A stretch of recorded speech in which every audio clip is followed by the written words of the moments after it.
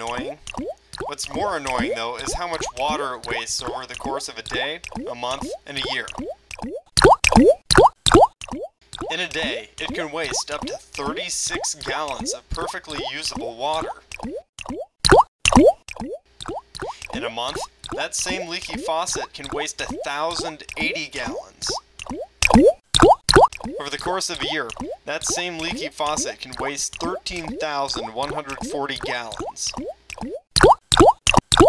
This reminds you to tighten up your leaky faucets and remember to shut the water completely off after every time you wash your hands or use a faucet.